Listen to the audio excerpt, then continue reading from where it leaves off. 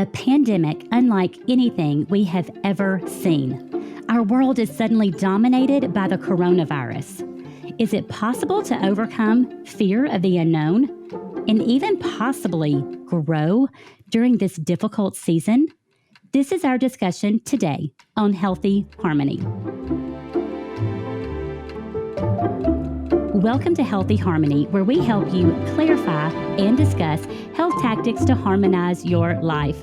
I'm your host and health coach, Jennifer Pickett, and today my guest is Carrie Wilkerson. Hey, everybody.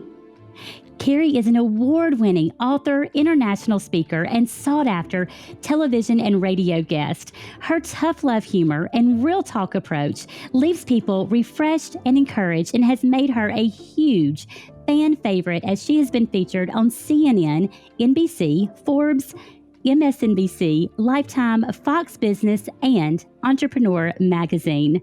Carrie has been a business owner for 21 plus years and loves showing people how to transform their lives, bodies, relationships, and bank accounts. Whether you hang around for her tough love, her hysterical, no filters humor, or her big as Texas heart, she'll inspire you and help you make a plan to be more productive and more profitable without sacrificing your priorities. Please welcome one of my favorite speakers and authors and my friend, Carrie Wilkerson. Carrie, thank you so much for joining us. I'm so excited you're here. Thank you, Jennifer, for having me. I never take the privilege lightly. It is such a crazy time. I don't think any of us could have ever anticipated what is happening. So tell me, how are you and your family doing? How are you guys coping during this time?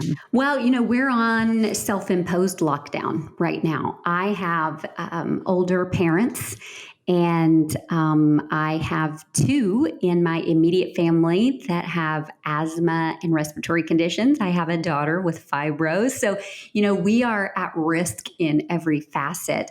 Plus, Yes. We're a very social family and a very affectionate family. So when you unleash us, we do hug and kiss and high five and get close to our people. So when we started seeing some people that I really respect, that I know were very researched on this, forecast what was happening, what was about to happen, we erred on the side of caution, and we are at home. We may leave every couple of days to go to the store. When I say we, I mean typically one of us, but our schools have closed for the near future. We are doing assignments at home.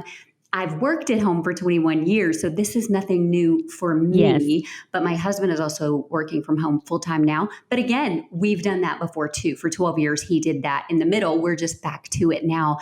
So we're not panicky in that regard. I will say, though, as a self-employed business owner, the economic impact has been faster than anybody imagined. Yes, definitely. And the ripples are going to be for months. But health-wise, my dad has a nasty cough he's trying to get rid of. He's 81, but he had it before all this hit, so we don't think it's this. However, he's staying at home, and he's, true to my dad. He's on the phone today talking to his old people, is what he calls the people at his church. His old people. They're all younger than him. That is so funny. They're all younger than him. Funny. Yeah, and he's talking to them today, finding out if anybody needs any errands run and finding out who has financial needs so that he can connect them with the able-bodied, well people in the church to take care of them. So just true to his fashion, he's not going to let this pandemic slow him down. He is letting it keep him at home, though, and he is listening to his daughter when I'm saying, let some other people do that for now. So, that's where we are right now. We're not freaking out. We're not really worried about us getting sick. We're really trying to be leaders and good citizens and lead by example and not being spreaders. Yes. And I love how y'all are following the precautions. You're following the guidelines. And I always love hearing you talk about your dad, Carrie. You've been so forthcoming with your stories about your dad. And so tell me, one of my first questions I want to ask you, you have learned so much from your dad. And I'm drawn to that because I'm a daddy's girl as well. And even in this time of crisis, and he's older and is stuck at home, but he's still reaching out and trying to help everyone. So what would you say is one of the best lessons that you've learned from your dad that can really apply right now to this horrendous situation?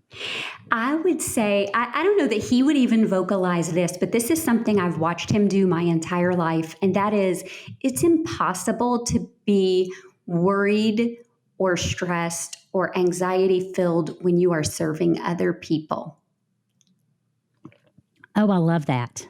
You know, Okay, say that one more time. That is yeah. very, very impactful. He has modeled for me, and like I said, he's not a motivational speaker. He's not even a speaker. He preaches some, but it's not his forte. He wasn't wired for that. He does it to serve.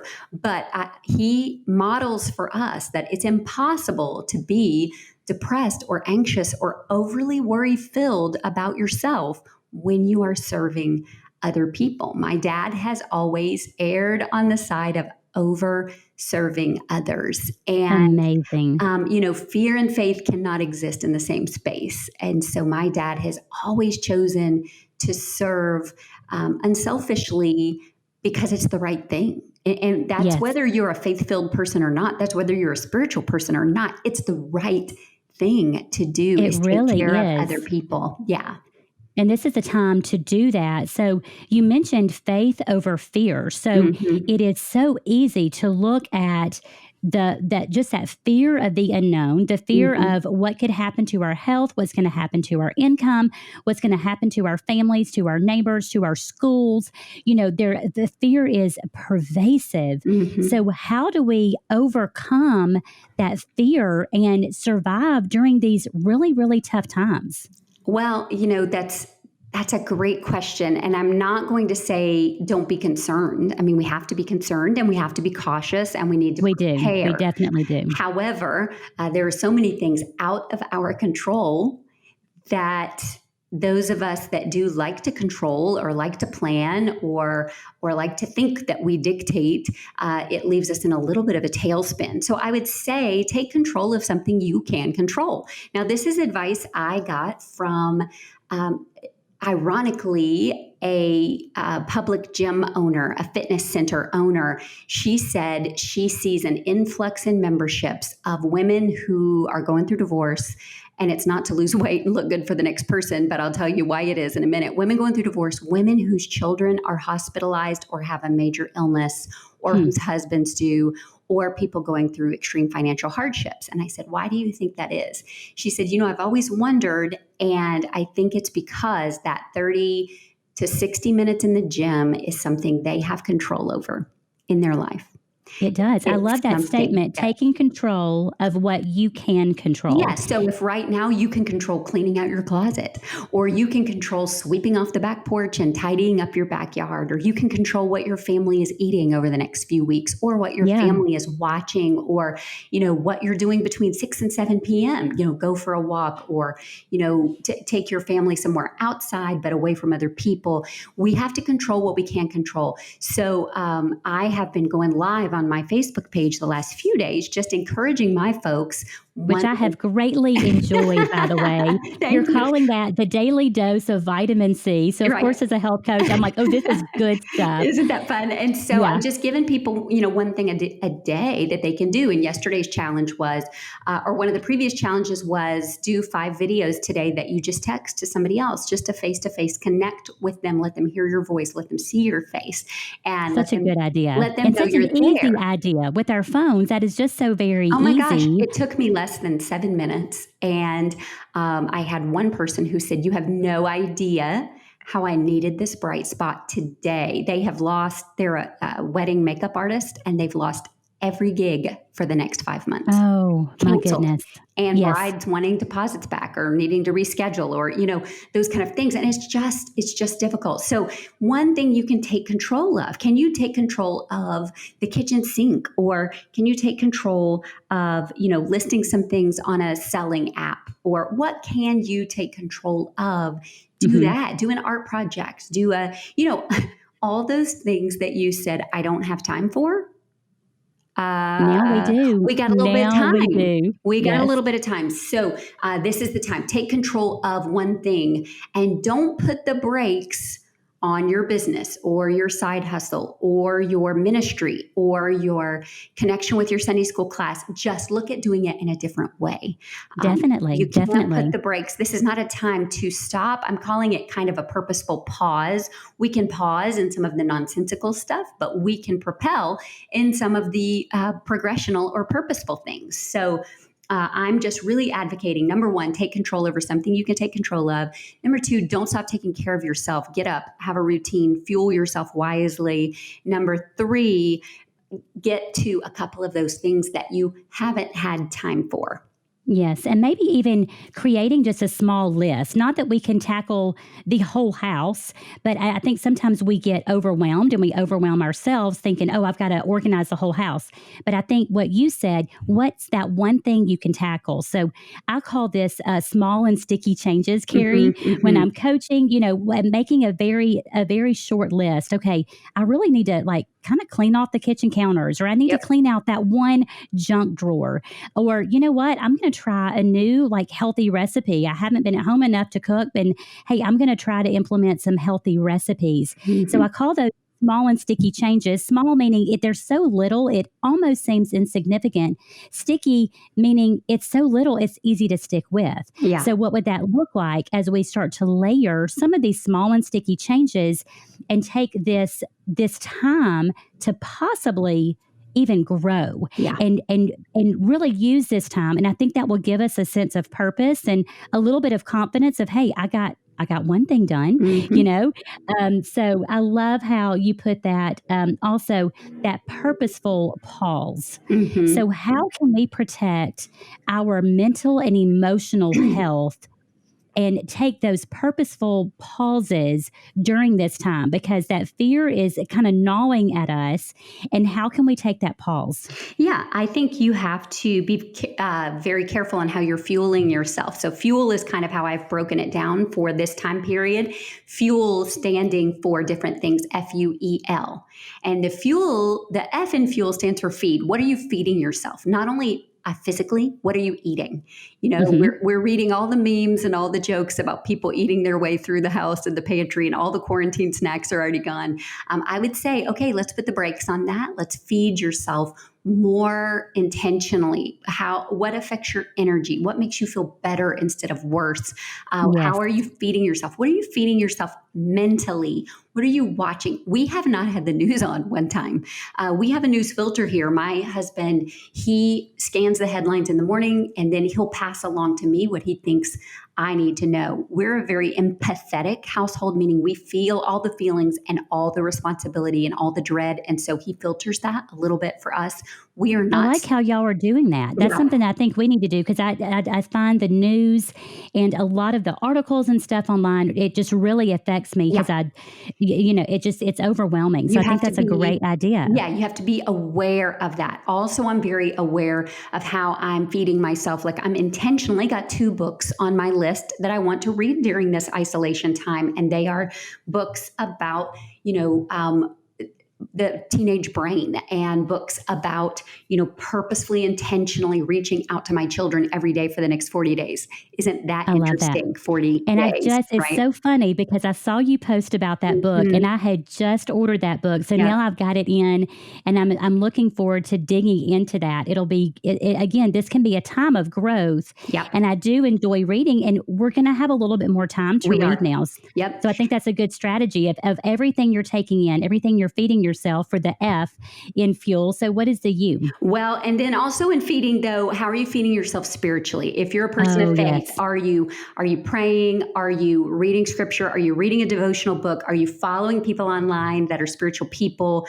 If you are not a person of traditional faith, then what affirmations are you saying to yourself? What positive or funny things are you watching or feeding yourself spiritually? We have to be really careful how we're feeding ourselves. The U is for up. 3 prongs to this: up. Get up. Stop sleeping all day. Get up. Love it. Get up and show up. That means get dressed, get your face on, whatever that looks like, and look up. So we're going to get up, have a routine. We're going to get out of our pajamas. We're going to get some kind of clothes on. We're going to show up and do a little work and do a little school with our kids and do a little community outreach. And then we're going to look up, meaning positive things, spiritual things, silver linings, right? Silver linings. One of the silver linings is my mom and I are back to talking every single day. We did that when they were on the mission field in Canada. We talked every single day for at least, a couple minutes. And we just got out of that habit and we got into the habit of texting. And I think she's a little concerned, and that's why she's calling, or we're doing videos or whatever. But there are silver linings to this. There are silver linings with being trapped with your teenagers. You guys, we don't have that much more time with them in the total scheme of things. So what a beautiful blessing to have family time, playing games, singing songs. I put one of my kids in charge of our family workout every day, and she is a stickler for it. And I'm sore today, but I'm really grateful at that time that we're all laughing and cutting up and hurting together in the living room. I love it. I love it. So that's the up. You have to do that. Now, here's my rules about getting dressed. Now, even if you don't work at home, even if you're just at home, my rule about this isolation, and typically for working at home, because I've done it for so long, is nothing expandable and nothing elastic. Because we expand to fit the clothes that we wear. So you guys get out of your yoga pants, get out of your leggings, get out of your scrubs, whatever it is. Wear something with a waistband, wear a waistband that doesn't stretch, wear something with a belt, tuck something in. Guys, you don't want to end up at the end of isolation 18 pounds heavier or 15 pounds heavier or bloated and yuck. And when you're carrying extra weight, it really does decrease your immunity. Yep. So I think all of a sudden everybody may not have previously considered their immune function, but now we've got a spotlight on that. And so we've got to protect our health. And part of that is, making sure we don't gain a lot of weight during this time and avoiding some of those comfort foods or not, eating those all the time. So I love these from a health coaching perspective. I'm absolutely loving these guidelines. Yeah, exactly. And they're just simple, right? And it's easy to remember. The other thing is E, right? So the E of fuel would stand for empathy. Empathy is the word of this time period. Yes. If it may not be a big deal to you that the seniors aren't going to graduate or that the seniors aren't going to get to have their prom, but it is their entire world right now. And you can be kind and gracious and sympathetic about it just because somebody else's challenges or grief. And there's a lot of grief right now. There's weddings and funerals and baby showers and so many things that are being moved or perceived to be taken away right now. Just because that's not your grief doesn't mean it's invalid. And so I would say, look at your empathy. Look at how you can care for others even when you don't understand. This is especially helpful with your kids. Here's an example. My sophomore just got the lead in Grease, the musical, for her May musical at her high school. It's a big deal. She goes she goes to high school where pentatonics graduated. It's a very competitive program. It's a big deal that she got in the musical at all, and it's a bigger deal that she got the lead as a sophomore. Well, guess what the number one thing on her mind is right now? Are we going to get to do it? It's that production. Are we going to get to do it? And I said to her the other day, I hear you, and I'm as concerned as you are, and I know that this is your heart, and this is a big deal right now. Now, if I had said, oh, they're probably just going to do it next fall. Oh, they're so much bigger. We're worrying about people's lives. That's not helpful. It's not helpful when you treat your neighbors that way or your customers that way or the people in your family that way. It's time to say, I imagine that affects you very deeply, or I can hear that you're very disappointed about that. Or when somebody says, oh, my industry is going to be, very impacted, don't come back and say, well, you could always do this, or this, or well, you should have prepared differently. It's not the point. We don't need you to fix it right now. We need empathy, and it matters. Empathy. And the kinder we are to others, the more it calms us as well. It honestly does. It just has such a positive impact on our mental and emotional health. And then that has a positive effect on our physical health. And I love how you said it really starts with listening. I mean, you listen to your daughter instead of trying to explain it away or be like, hey, it's not that big of a deal. I think empathy really starts with listening. And we don't have to have an answer to everything. I think I'm learning the value of just listening, and people need to be heard. Yeah. And so this is a time, because you said you're talking to your mom every day. I think just us listening to others is so valuable, and not feeling like we have to have it all figured out or we have to offer this amazing advice. Just offering that empathy after we've listened is huge. Yeah. Absolutely huge. Yeah. So that's the E of fuel. And then L is lists. And you alluded to this earlier. I think some lists help us be intentional. We have made a bucket list for isolation. We've all put a few movies we want to make sure and watch as a family, a few games. Oh, cool. Yeah, a few games we want to learn or play while we're in isolation. By the way, I saw this morning that Amazon has a lot of good deals on board games right now. So I'll be investigating that later. Yes. We ordered another one yesterday because my son had found one that he and his dad had been wanting to play. And so we ordered one just yesterday. So I'm excited to get to play that one. Yeah, exactly. And we love Jackbox TV, the virtual games that everybody, yes. Yeah, we do those a lot. The other thing is a few meals that they want to make sure we cook. Some of their favorites that we sometimes run out of time for, right? I have a baker, so some recipes she wants to try. Some things that we want to do or create or projects we want to tackle. While we're during this time. Also, people we want to contact. Like, we're so behind, we haven't done thank you notes from our Friendsgiving or Christmas yet. So guess what we're doing this week? We're doing thank you notes to get caught up and also reach out to people. So we are making some lists like that. I've made a list for my business of some infrastructure things and some process things and some office things I want to get handled while I have a little pause. Because let's be honest, the driving and dropping off to and from school every day is about 3.5 hours of my day. So I just reclaimed 3.5 hours of my day, and I can use that for some other things. So making lists is super helpful. Another way you can utilize lists is, who are some people that I can reach out to that might be alone? That's a great idea. Might be scared, that might be nervous, that might be having a huge economic incident right now. Another list is things that we're grateful for. Yes. So lists can help you get through this time and focus on things, again, outside of yourself. So simple, yet so very, very effective. And again, I think it helps us those lists helps us overcome that feeling of overwhelm. Like, I've got so much I want to do and so many great suggestions. But again, it comes back to very small things and making that list. And I love the idea of having several different lists, whether it's, hey, here's some meals we want to fix. Here's some movies we want to watch. Mm-hmm. Here's some board games we want to play.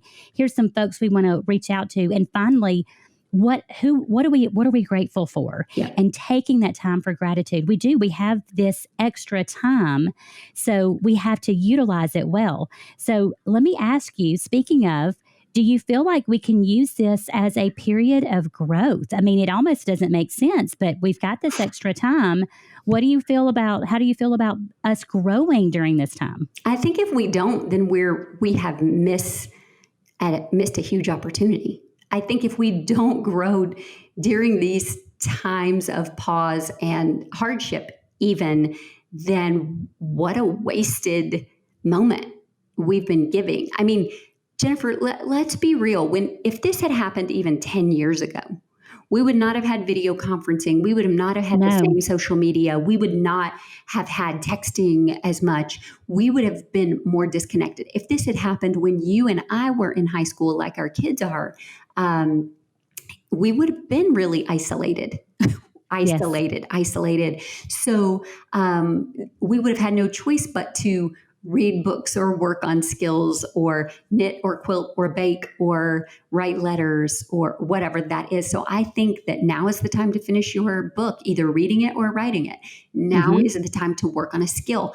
And in addition, because so many companies are responding so generously by, I saw today that the New York Library is offering 300,000 titles on an app My that you goodness. can read for free.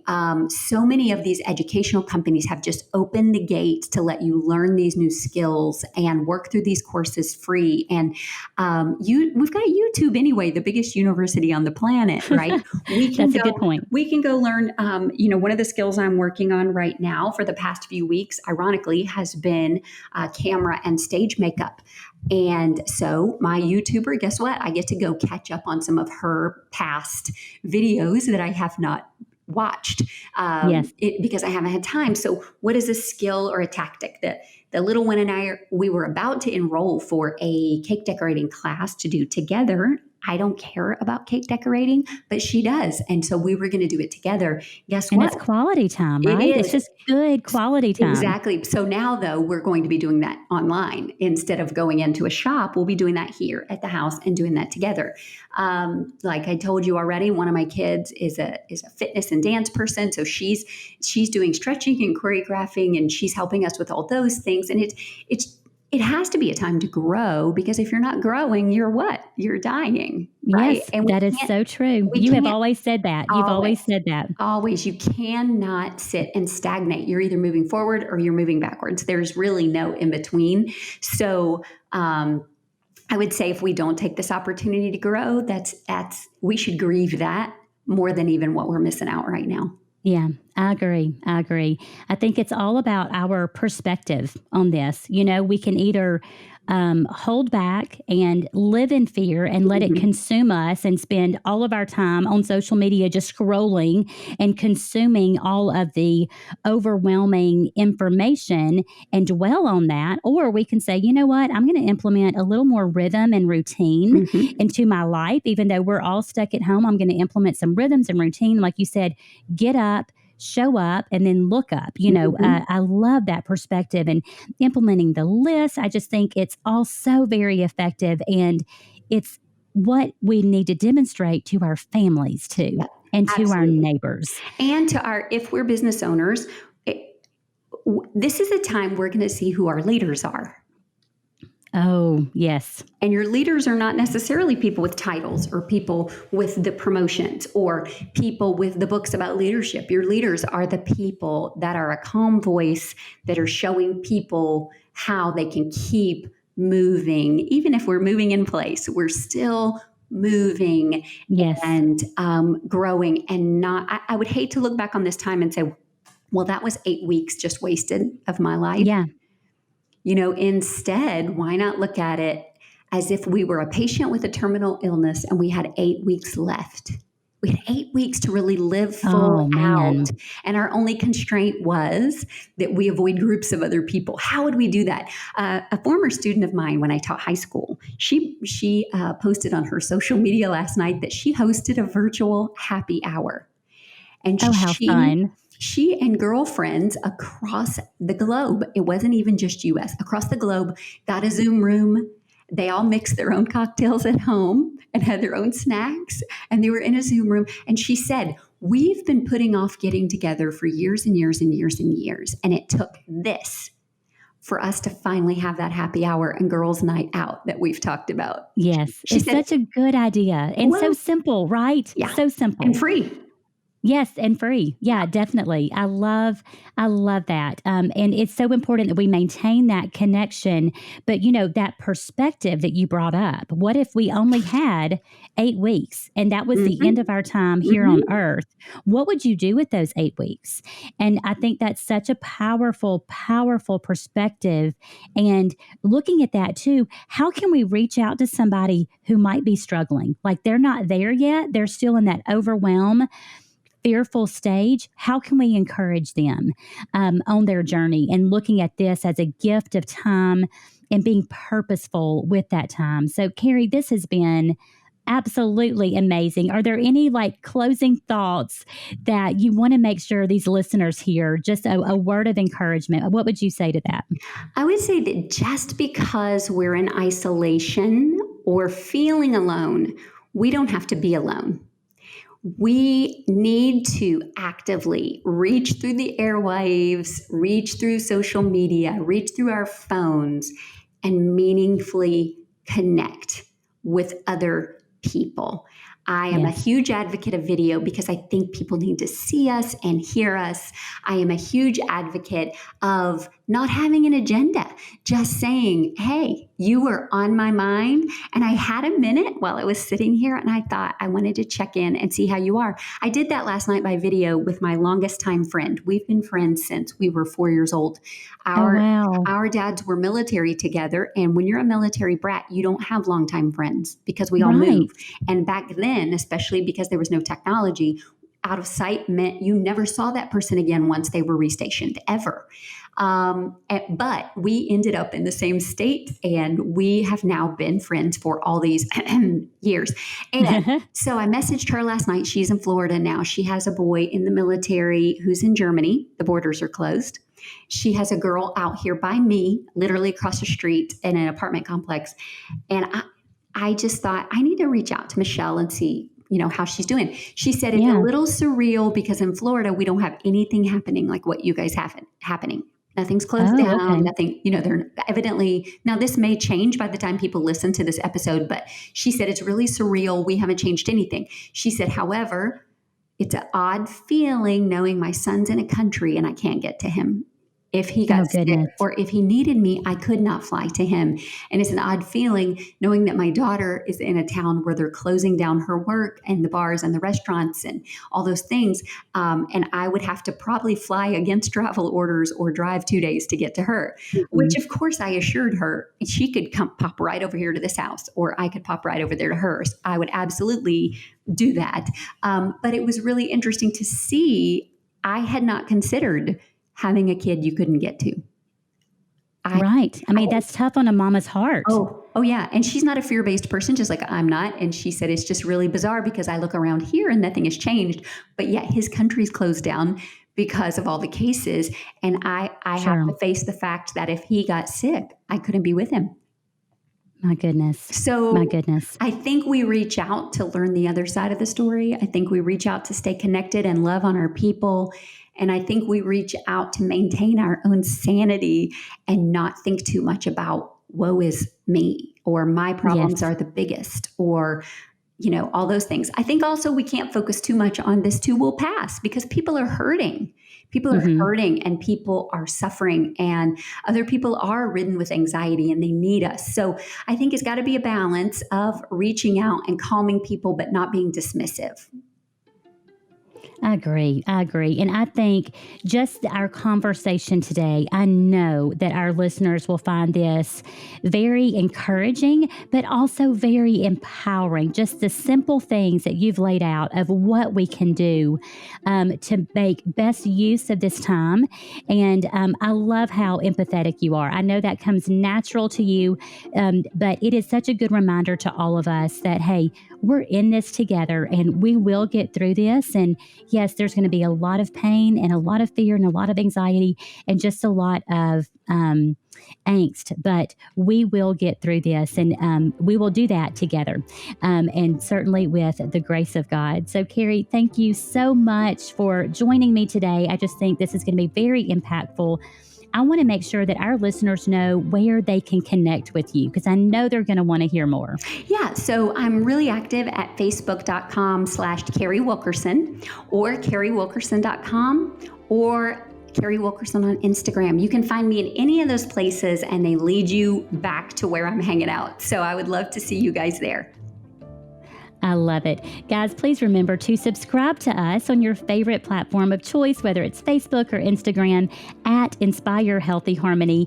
And you can also join in the discussion on the Facebook page. As always, you can check us out at inspirehealthyharmony.com. So until we meet again, have a happy and healthy day. We'll see you soon.